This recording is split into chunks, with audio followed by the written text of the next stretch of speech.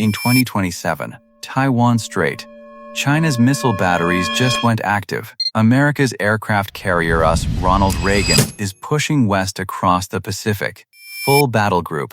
And in Washington, D.C., inside the Situation Room, one question keeps circling the room: if China attacks Taiwan tonight, do we go to war? Look at a map, and Taiwan seems tiny.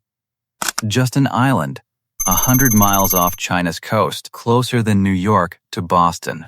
But this little island right now is the most dangerous place on the planet, because inside it sits the one thing modern civilization literally cannot function without: the iPhone in your pocket, your Tesla, your kid's Xbox, the Pentagon's missile guidance systems, NASA's satellites, even the fighter jets protecting American skies, their navigation systems.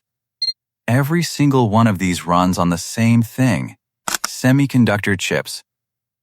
And more than 90% of the world's most advanced chips are made by a single company, TSMC, Taiwan Semiconductor Manufacturing Company.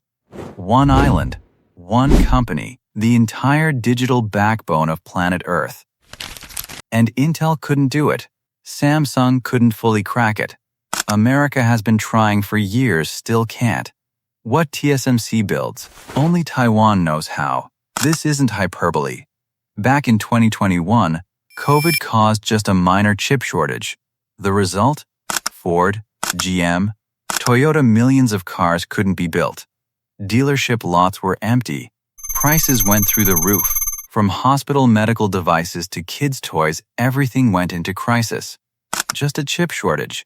Just a few months. Now imagine a full naval blockade of the Taiwans. Not a few months, potentially years. The engine of the entire global economy suddenly dead. For Beijing, Taiwan isn't a diplomatic question.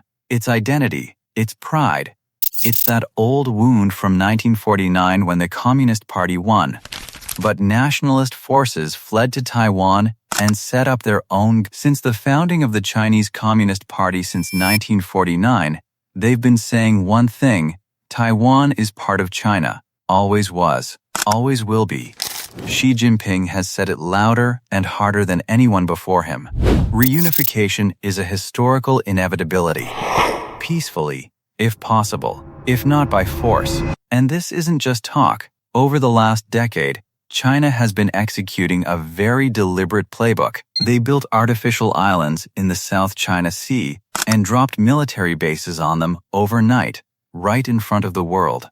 Chinese fighter jets are entering Taiwan's air defense zone every single week.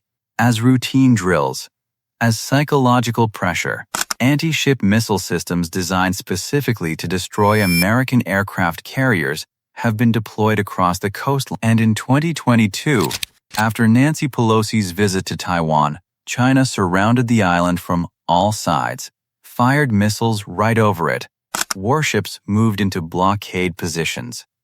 A lot of analysts saw it clearly for the first time that day. That wasn't a protest. That was a full dress rehearsal for an invasion. The relationship between America and Taiwan has always been deliberately kept vague. The Taiwan Relations Act, 1979. America doesn't formally recognize Taiwan as an independent nation. But it sells Taiwan weapons to defend itself, and it says if anyone tries to change the status quo by force, America will express grave concern. Whether we'll actually go to war? This ambiguity even has a name: strategic ambiguity. For decades, this policy worked, kept China at bay, gave Taiwan room to breathe. But does that ambiguity still hold? Now that China's military has grown so powerful that American carriers are no longer safe in the Taiwan Strait, now that Chinese submarines are tracking American ships deep, now that Beijing knows America can't sustain two war fronts simultaneously, now that China's defense budget keeps climbing year after year, while America's attention is stretched thin from Europe to the Middle East, the scariest scenario might not even be a full invasion. A full invasion costs China enormously. Taiwan's mountainous terrain is a natural fortress. Urban warfare is brutal and expensive. International sanctions would be devastating. But there's one move China can make at a fraction of the cost: a blockade. Taiwan imports 98% of its energy. A large portion of its food supply comes by sea. Without firing a single shot, just by shutting down the sea lanes, Taiwan's economy starts buckling within months. If the Chinese Navy simply encircles Taiwan, no missiles, no invasion, the island economy slowly begins to suffocate. And then America faces two choices. 1. Accept the blockade. Let Taiwan slowly choke. Send the world a message: America is no longer a reliable partner. Japan is watching. South Korea is watching. The Philippines is watching. America's entire Asia strategy collapses. 2. Send the Navy. Break the blockade. American ships face to face with Chinese warships. One wrong move, one missile, and then the world sees something it hasn't seen since 1945. History never repeats exactly, but it rhymes. In the 1930s, America watched Europe's war from a distance. That's not our problem. The ocean will protect us. Trade ties will prevent war. December 1941.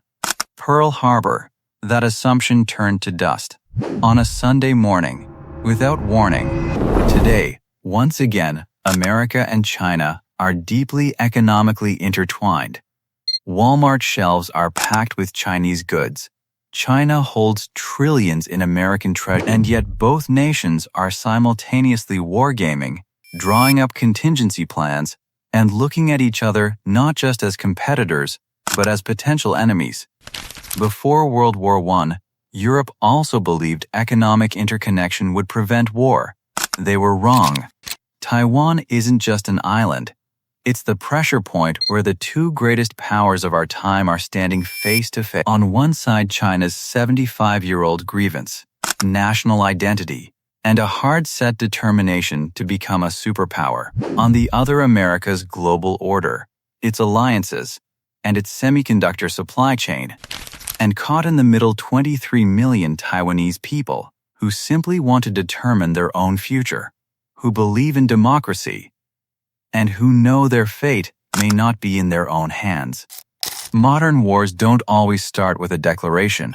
Sometimes they start with a blockade, sometimes a military drill, sometimes one wrong call between two warships in the middle of the ocean. And before the world can even process what's happening, everything changes.